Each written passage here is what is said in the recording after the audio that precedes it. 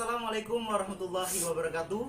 Saya Egy Mahendra akan membahas tentang efek pendidikan di masa COVID-19.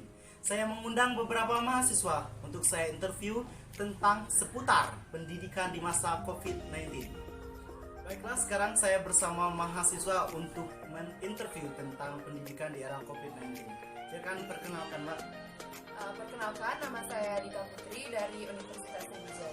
Oke, Mbak Dita. Pertanyaan saya begini, Mbak. Bagaimana dampak yang terjadi saat proses belajar mengajar di era COVID-19 ini? Ya baiklah, menurut saya ada dua dampak yang saya rasakan sendiri, yaitu dampak positif dan dampak negatif.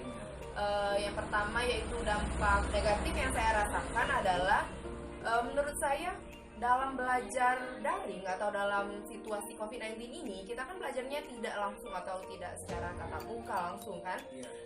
Dengan belajar daring ini, menurut saya para pelajar itu merasa bosan. Jadi dalam belajar itu tidak efektif. Kan kalau di dalam kelas kita bisa mendengarkan dosen atau guru secara langsung, sedangkan dalam proses belajar daring ini kita hanya bisa mendengarkan lewat media seperti handphone maupun laptop. Jadi menurut saya itu tuh kurang efektif untuk belajar. Dan yang kedua yaitu adanya dampak positif yang saya rasakan di era globalisasi, yaitu kemajuan teknologi seperti sekarang ini. Menurut saya ini tuh sangat digunakan dalam dalam masa pandemi ini, karena kemajuan teknologi ini kita bisa mengakses berbagai website belajar maupun aplikasi-aplikasi pendidikan yang sudah tersedia sebelumnya. Jadi kita juga bisa belajar yang sebelumnya kita tidak tahu mengenai akses berbagai media atau website. Sekarang karena terhalangnya pandemi ini kita jadi bisa belajar. Baiklah, di sini saya menangkap bahwa ketika pandemi ini kita akan lebih mudah mengakses yang telah lama ada tetapi yang jarang diakses, begitu kan? Ya, benar sekali. Benar sekali. Oke, terima kasih ya Mbak Dita. Sama-sama. Baiklah, saya akan menginterview mahasiswa selanjutnya, yaitu kita perkenalan dulu. Siapa namanya, Mbak? Nama saya Sermila dari Stikes Karisma Persada Tangerang Selatan. Oke, pertanyaan saya adalah apa saja perubahan signifikan dari proses belajar mengajar di era COVID-19? Baiklah, saya menemukan beberapa perubahan yang sangat signifikan dalam belajar di era COVID-19 ini. Di antaranya itu dari sebelumnya kita belajar di sekolah, sekarang kita jadi belajar di rumah.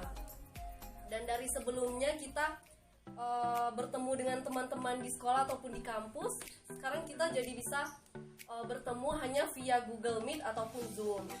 Terus yang dari sebelumnya kita mengadakan praktek di kampus, tapi sekarang kita hanya belajar materi semua. Tidak ada praktik. Tidak ada. Oke, di sini saya menanggapi bahwa yang dulunya kita itu bertatap muka secara langsung, sekarang tidak lagi, begitu kan? Yang dulunya banyak praktik di sekolahnya, sekarang tidak ada lagi dan kurang efektif bagi proses belajar mengajar karena hanya teori, begitu kan? Oke, baiklah, terima kasih banyak Mbak Sermila. Baiklah, mahasiswa yang selanjutnya saya interview adalah langsung saja kita perkenalan. Namanya siapa, Kak? Perkenalkan, nama saya Dia Putra dari Universitas Islam Negeri Raden Intalangku.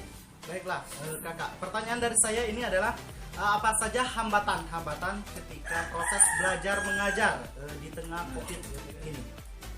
Menurut pendapat saya itu, yang pertama, kebanyakan dari pelajar kurang memahami materi. Dan yang kedua, untuk wilayah-wilayah tertentu sering terjadinya kendala sinyal atau koneksi yang buruk. Yang ketiga, bagi sebagian orang tidak mampu untuk membeli kuota dalam belajar via daring. Oke, di sini saya menangkap bahwa tidak semua orang mampu memahami dari via daring ataupun dari segi sinyal, dan juga tidak semua orang mampu, dari beberapa kalangan tidak mampu membeli kuota tersebut, begitu ya. Terima kasih Kak Putra. Sama-sama, Mas. Baiklah, mahasiswa yang akan saya interview, langsung saja kita akan perkenalan. Siapa namanya, Kak? Perkenalkan, nama saya Yogi Anggara dari Universitas Desa. Baiklah, pertanyaan saya dari efek yang telah dijelaskan oleh kawan-kawan sebelumnya, apa solusi dari proses belajar mengajar di tengah wabah COVID ini? Oke, menurut saya untuk solusinya itu untuk sekolah maupun kampus yang sudah mempersiapkan